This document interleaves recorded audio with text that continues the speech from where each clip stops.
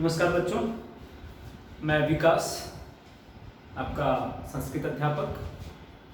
बच्चों, उम्मीद करता हूं कि कोरोना महामारी के चलते लॉकडाउन में आप सभी सुरक्षित हैं और अपने घरों पर संयम बनाकर आप इस महामारी से निपटने में अपना सहयोग दे रहे हैं।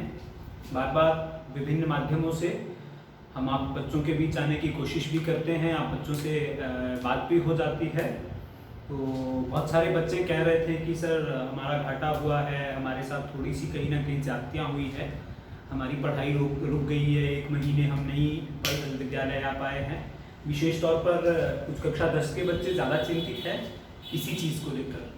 तो बच्चों, चिंतित होने की बात तो है ही, मैं ये नहीं कहूँगा कि चिंता नहीं करनी चाहिए, चिंता ज़रूरी है। कई बार चिंतनीय विषयों पर चिंता करके हम उन विषयों का सॉल्यूशन भी निकाल लेते हैं।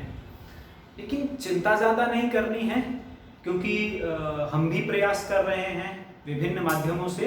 भारत सरकार भी प्रयास कर रही है, केंद्रीय विद्यालय के अध्यापक भी प्रयास कर रहे हैं कि वो विभिन्न माध्यमों के द्वारा आप तक पहुँचें और आपका जो ये नुकसान हुआ है, इस नुकसान को काफ़ी हद तक कम भी किया जा रहा है। तो बच्चों, जल्द ही हम विद्यालय में होंगे, इस उम्मीद के साथ। तब तक हम अपना पढ़ाई का कार्य नहीं छोड़ सकते हैं। उसके लिए हमें बहुत सारी चीज़ों को देखना पड़ेगा। हमें शुरुआत का कार्य तो एटलीस्ट कुछ ना कुछ तो हमें करना ही पड़ेगा। तो आइए बच्चों, शुरू करते हैं। आपको मैं संस्कृत का और हिंदी का हिंदी माध्यम में मैं आपको संस्कृत का विषय प्रवेश करवाऊंगा, लेकिन वो विषय प्रवेश हिंदी वाले बच्चों के लिए भी लाभकारी है, क्योंकि वहां पर हम भाषा का मुख्य स्तर, बेसिक स्तर है क्या है, पढ़ना क्यों है, समझना क्यों है, कितना ज़रूरी है, कितना गैर ज़रूरी है, इन सारी चीज़ों को हम कोशिश करेंगे आप तक पहुंचाने की।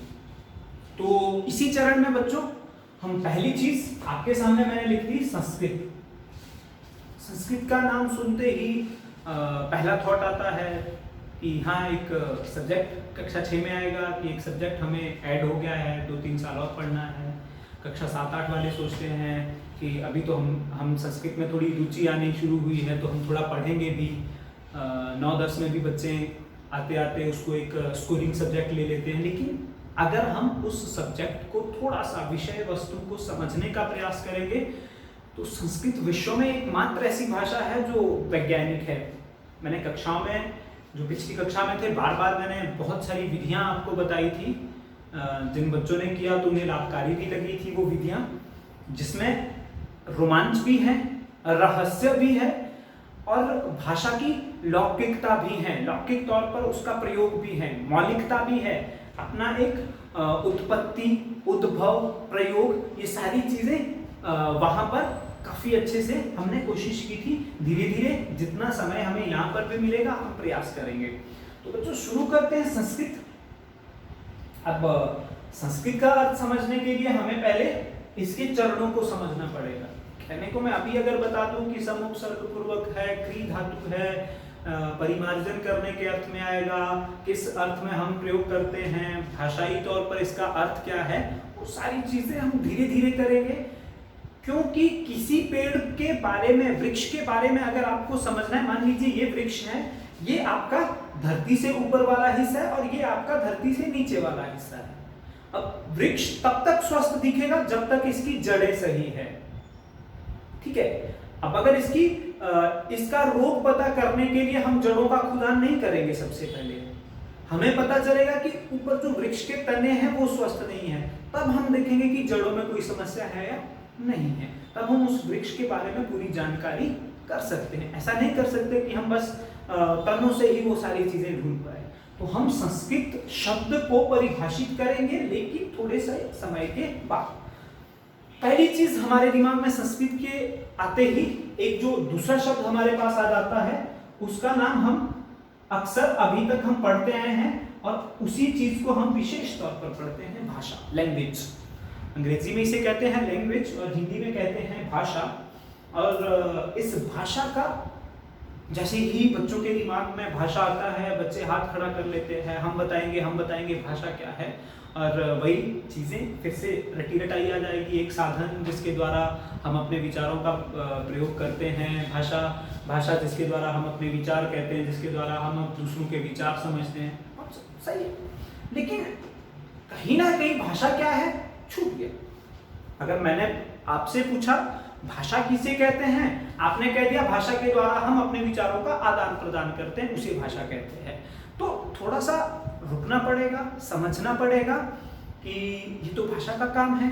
अगर किसी व्यक्ति के बारे में जानकारी इकट्ठी करनी है, ठीक है, तो अगर हमने कह दिया कि वह कुछ कार्य कर रहा है, वो पढ़ाई करता है, ठीक है, तो ये उसका काम आएगा बच्चों। ये उसका क्या है, प्रयोग है, काम है। वो काम क्या करता है, वो पढ़ाई करता है। लेकिन वो है कौन, वो व्यक्ति कौन है, तो उसका हमारे पास कोई एक विशेष तौर पर नाम रखा होगा। वो व्यक्ति, मान लीजिए वो व्यक्ति विकास है, तो विकास उस व्यक्ति का नाम है और उसका काम क्या है, पढ़ाना या पढ़ाई करना। तो दोनों चीजें अलग अलग है, दोनों चीजें उसी व्यक्ति को परिभाषित करती है, लेकिन नाम और काम में थोड़ा सा, कल दिन को वो व्यक्ति पढ़ाई करने के बाद लड़ाई भी कर सकता है, वो लड़ाई भी कर सकता है, वो कुछ भी कर सकता है, तो ये उसका काम होगा। लेकिन उसका नाम, कल को विकास का नाम विनाश नहीं करेंगे फिर हम, उसका नाम वही रहेगा। इसीलिए ये जो नाम देने की परंपरा है वो हमारी इसीलिए कही जाती है। मेन मुख्य तौर पर नाम ही हमारे उससे चलता है। किसी भाषा का नाम क्या है, उसका प्रयोग क्या है, अर्थ क्या है, कैसे हम उसको परिभाषित कर सकते हैं। तो आइए देखते हैं दूसरे चरण में हमारे पास भाषा है क्या। तो बच्चों समझिए कि भाषा का प्रयोग आपको अच्छे से पता है कि भाषा का प्रयोग आप कहां करते हैं, और भाषा है क्या है, वस्तु क्या है, उसे हम कैसे परिभाषित करेंगे। तो बच्चों भाषा एक माध्यम है, मीडियम है, इसको अंग्रेजी में मीडियम कहेंगे, ठीक है। और प्रयोग में हम देखेंगे जिसके द्वारा विचारों का विनिमय। दो चीजें आ गई, पहली चीज माध्यम के बाद दूसरी चीज इसका प्रयोग। भाषा है क्या है, एक माध्यम है, एक मीडियम है, एक संचार का एक मध्य वाली वस्तु है जिससे हम संचार कर सकते हैं, जिसके द्वारा विनिमय हम करते हैं। विनिमय का अर्थ है बच्चों आदान और प्रदान, लेना और आदान का मतलब लेना देना, ये दोनों चीजें यहां पर आती है। विनिमय करना, हम किसी के विचारों को समझ भी सकते हैं और हम किसी को अपने विचार बता भी सकते हैं। मैं अपने विचार आप तक पहुंचा भी रहा हूं, आप जब इस वीडियो को देखेंगे उसके बाद आप लिखकर अपने विचार भी मुझ तक पहुंचाने की कोशिश करेंगे। तो ये हमारा संस्कृत भाषा का मतलब माध्यम, भाषा एक माध्यम है, ठीक है, जिसके द्वारा हम अपने विचारों का विनिमय करते हैं, आदान प्रदान करते हैं। पहली चीज। अब भाषा कितने प्रकार की है उसे हम दूसरे चरण में समझेंगे, ठीक है, कि भाषा कितने प्रकार की हो सकती है। बेसिक तौर पर भाषा के हम 3 प्रकार करते हैं। अभी अगर हम लिख भी लें, देखिए बाद में डिटेल में लिखेंगे। भाषा के हमारा पहला प्रकार हुआ लिखित, जो मैं कर ही रहा हूं यहां पर। दूसरा मौखिक, और तीसरी हमारी भाषा को सांकेतिक भी कहा जाता है, संकेतों के तौर पर। वैसे लिखित भी संकेत ही होते हैं, वो आपकी एक बात वाली बात है कि जो लिख रहे हैं वो भी हम संकेतों में ही लिखते हैं, उसे भी सांकेतिक कहा जा सकता है। तो वो डिस्कशन का पॉइंट बड़ी कक्षाओं में, और थोड़ा सा बाद में जब हम यहाँ पर दूसरे चरण में पहुंचेंगे। तो ये हमारी भाषा 3 प्रकार की। तो भाषा क्या है, उम्मीद करता हूं आपको यहां तक क्लियर हो गया। तो चलिए आगे चलते हैं। अब भाषा हमारे पास आ गया, भाषा का अर्थ भी देख लिया, प्रयोग भी देख लिया, भाषा है क्या ये भी देख लिया। अब दूसरी बड़ी बात आती है कि भाषा कैसे बनती है, ये बनी कैसे, भाषा का निर्माण कैसे हुआ। ये संस्कृत भाषा का निर्माण कैसे हुआ, या आमतौर पर किसी एक भाषा का निर्माण कैसे हुआ। तो उसमें हम देखते हैं कि भाषा विभिन्न चरणों से होकर गुजरती है। मान लीजिए ये पेन है, आपके सामने है। अब ये पेन एक रूप है इसका, लेकिन ये बना कैसे, इसमें एक कैप अलग से है, स्याही लिखने के लिए निब अलग से है, इसमें अंदर एक रिफिल है जिसमें स्याही डली होगी। तो ये अलग अलग चरणों से मिलकर, इन सारी चीजों को मिलकर एक हमने पेन बनाया। आपके सामने बहुत सारी चीजें ऐसे उदाहरण हैं जो अलग अलग सारी चीजें बनकर एक किसी चीज का रूप ले लेती है। वैसे ही भाषा भी उसी तरह से बनी होगी। तो भाषा का हमारा पहला रूप, पहला चरण क्या है, भाषा बनती है वाक्य से।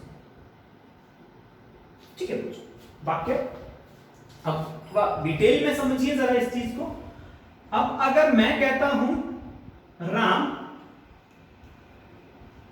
कक्षा 6 में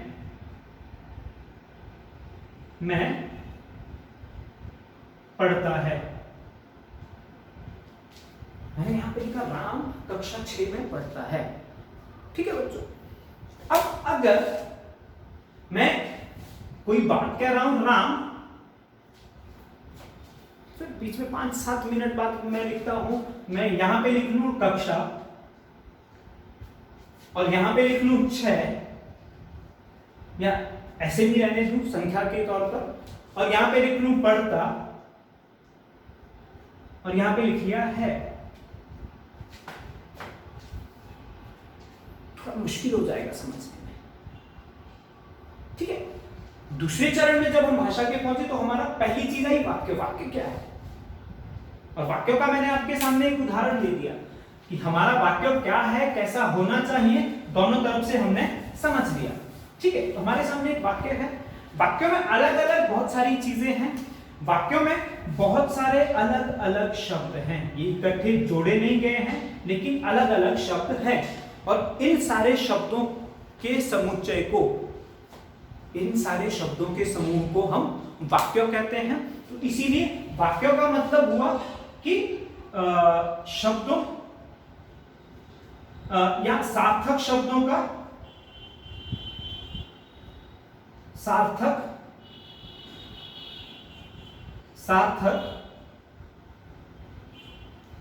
समूह, शब्दों का एक समूह जिसका कोई अर्थ निकलता हो। ये सार्थक जरूरी है। शब्द भी मैंने यहां सार्थक दो तरफ लिखा है। बहुत सारा इस पे कंफ्यूजन है कि मैंने सार्थक क्यों लिखा है। इसको आप बाद में समझेंगे जब हम शब्दों को पढ़ेंगे। जो सार्थक शब्दों का एक समूह बना, उसका भी कोई अर्थ निकलता होना जरूरी है।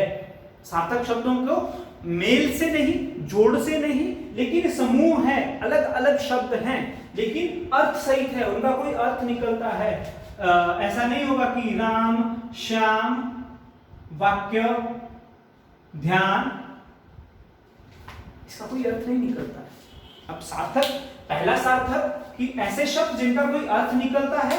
दूसरा सार्थक का मतलब एक सार्थक समूह, सार्थक पंक्ति का मतलब जिनका कोई अर्थ भी निकले। अब अगर हमने सार्थक शब्द पहले को हमने सार्थक लिख दिया तो यहां पर गड़बड़ हो जाएगा।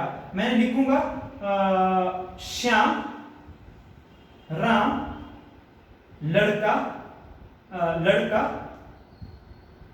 ध्यान, चिंतन, और यहां पे दे दूं लाइन।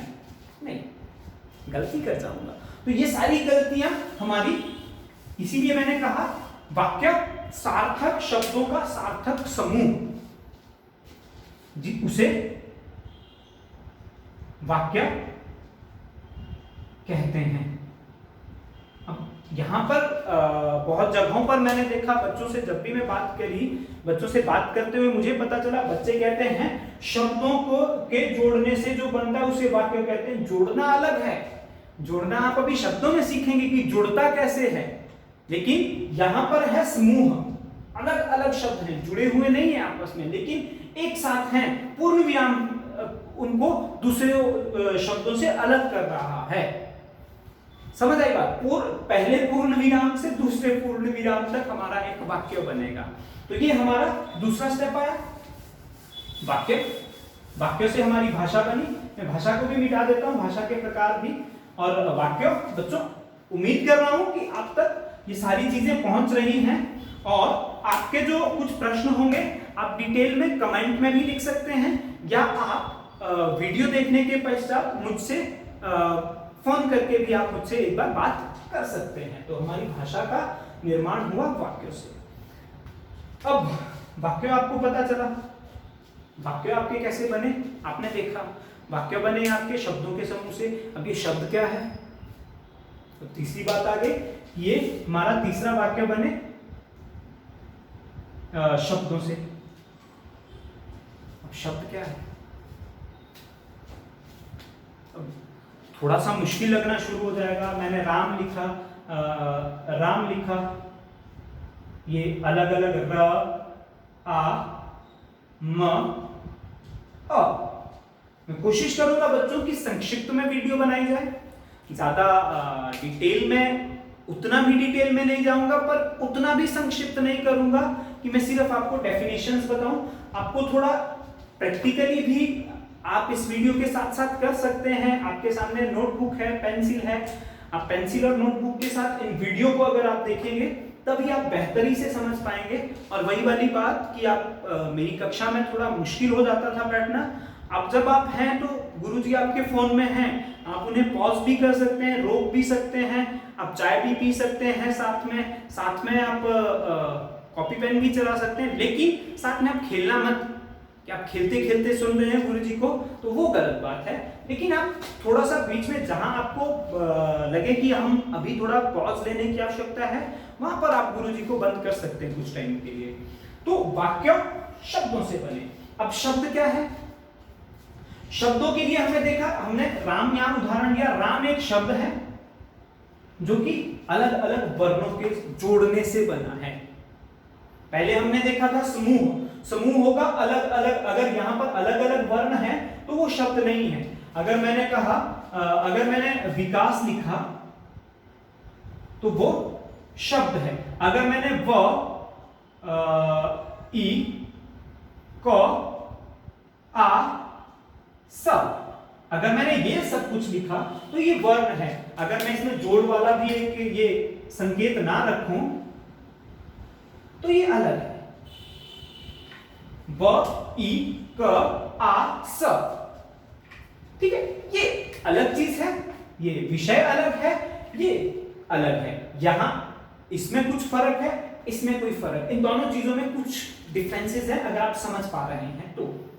ठीक है बच्चों, ये है वर्णों का समूह जहां पर बहुत सारे वर्ण लिखे गए हैं। ये है आपका वर्णों का जोड़, जहां पर वर्ण लिखे गए लेकिन बीच में जोड़कर हमने एक शब्द बनाया है। ये वर्णों को जोड़कर बना है, लेकिन ये वर्णों का समूह है, जैसे पहले शब्दों का समूह था। तो अब शब्दों के लिए थोड़ा सा क्लियर हुआ कि शब्द क्या है। शब्द वर्णों को, कुछ चीजें आपकी पहली कक्षा, पिछली कक्षाओं में भी हो रखी हैं, तो आपको पता भी होगा, शब्द वर्णों का जोड़, वर्णों के जोड़ को शब्द कहते हैं। जहां पर हम वर्णों को आपस में जोड़ेंगे और जो उससे एक नई चीज बनेगी उसे हम शब्द कहेंगे। जैसे विद्यालय, विद्यालय, व, हलंत, ई, ये छोटी ई है, ई, द, हलंत, य, हलंत, आ, ल, हलंत, अ, जोड़, य, हलंत और अ। ये आपका विद्यालय। जहां शब्द आपका बना इसको कहेंगे आप शब्द, और ये आपका अगली चीज है, क्या कहेंगे इसे, वर्ण। वर्ण संयोजन भी आपने पढ़ा है पिछली कक्षा में। वर्ण को संयोजित करके हम किसका क्या चीज बनाते हैं, शब्द। तो वर्णों को जोड़कर जो एक नई वस्तु बनी उसे हमने कह दिया शब्द। उम्मीद है एक और स्टेप आपका निकल गया। वर्णों के जोड़ से आपके बने शब्द। अब शब्द किससे बने, उसके लिए हमारे वर्ण आ गए, वर्णों को हमने जोड़ के लिखा। ठीक है, अब पहली चीज में शब्द दो तरह के मुख्यतः होंगे, सार्थक और निरर्थक। जब हम डिटेल में इसे दोबारा से पढ़ना शुरू करेंगे तो ये चीज भी अच्छे से हम एक्सप्रेस करेंगे। सार्थक और निरर्थक क्या है? सार्थक अर्थ सहित, निरर्थक जिसका कोई अर्थ नहीं निकलता है। पहली चीज क्लियर हुई। ये सार्थक और निरर्थक शब्द बने हमारे वर्णों से। ये वर्ण क्या है? वर्ण, अब सबसे बड़ी चीज यही आ गई कि वर्ण है क्या। ठीक है, वर्ण आपके किसे कहेंगे? अल्फाबेट, जिसे आप अंग्रेजी में अल्फाबेट कहते हैं। वर्ण या आप कहते हैं अक्षर भी कहते हैं, जिसका क्षरण नहीं होता। और वर्ण क्या होंगे, इसको आप थोड़ा सा ध्यान दे के समझेंगे कि वर्ण आप किसे कहते हैं, जिन्हें जोड़कर हम शब्दों को बनाते हैं। पहले वर्ण तो पहली चीज तो ये है, लेकिन ये भाषा की पहली इकाई, भाषा की पहली इकाई जिसके टुकड़े ना हो सके, जिन्हें हम अलग अलग ना कर सकें, उन्हें आप वर्ण कहते हैं। मान लीजिए अ, ई, उ, क, ख, ग,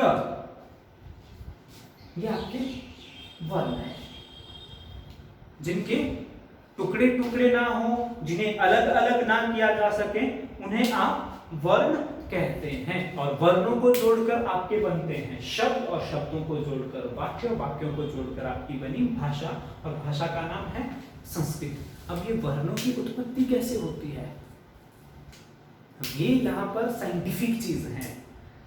अब जो किसी चीज में नहीं पढ़ेंगे, वर्णों की उत्पत्ति कैसे होती है, और वर्ण ये अलग अलग वर्ण क्यों है, क, ख, ग, च, छ, ज, ये सारे वर्णों की अलग अलग उत्पत्ति स्थान है। मतलब ये इनके हर एक के अलग अलग उत्पत्ति स्थान है, और उसके ही आधार पर इन्हें विभाजित किया जाता है, वर्गों में विभाजित किया जाता है। उन्हीं वर्गों को हम पढ़ेंगे। और ये वर्णों को, वर्ण बनते हैं ध्वनि से। वर्ण हमारे बने ध्वनि से। मुंह से आप मुंह से कोई भी चीज, कोई भी आवाज, जो सार्थक है निरर्थक है मैटर नहीं करेगा, उसका कोई लेना देना नहीं है। लेकिन मुंह से निकलने वाली कोई भी आवाज, उसे हम कहते हैं ध्वनि। एक छोटा सा एक वीडियो है जिसमें हमें कोशिश करूंगा कि मुंह या मुख से निकलने वाली आवाज अनायास, तो बिना किसी प्रयास के या वैसे भी निकल जाए, उसे आप ध्वनि कहते हैं। और ये ध्वनि हम परिभाषित करते हैं, ये हो जाती है वर्णों में, जिसे हम अलग अलग जब पढ़ेंगे तो हमारे पास स्वर, व्यंजन और अयोगवा, ये हमारे 3 हिस्से में बन जाते हैं। और उसके बाद हमारे शब्द, जिन्हें हम कहेंगे सार्थक, और दूसरे हमारे बनेंगे निरर्थक। उसके बाद आए हमारे वाक्य। वाक्यों के भी कई जगह पर अलग अलग भेद किए जाते हैं, ठीक है, लेकिन यहां पर हम वाक्य एक जैसे ही रखेंगे। ठीक है, हम बाद में देखेंगे कि वाच्य परिवर्तन क्या वाक्यों का भेद है। संस्कृत में वाक्यों के कितने भेद किए जा सकते हैं, अभी इस बारे में चर्चा थोड़ी हमारे सिलेबस से बाहर हो जाएगी। और भाषा हमारी 3 तरह की, लिखित, मौखिक और सांकेतिक। ठीक है बच्चों, तो ये हमारा पहला चरण पूरा हुआ। पहले चरण में हमने 3 चीजें देखी, भाषा, वाक्य, शब्द, वर्ण और ध्वनि। ठीक है, उसमें हमने भाषा के 3 भाग देखे, शब्दों के 2 भाग है, वर्ण के 3 भाग हैं, और ध्वनि क्या है और कैसे ये भाषा का रूप बनती है, और संस्कृत कैसे बनी है ये देखिए। संस्कृत बनी ध्वनि से, ध्वनि से क्योंकि निकले वर्ण, वर्णों से बने शब्द, शब्दों से बने वाक्य, वाक्यों से बनी भाषा, भाषा से बनी संस्कृत। और संस्कृत का दूसरा प्रारूप, संस्कृत क्या है? भाषा, भाषा किससे बनी? वाक्यों से, वाक्य किससे बने? शब्द से, शब्दों से क्या? शब्द किससे बने?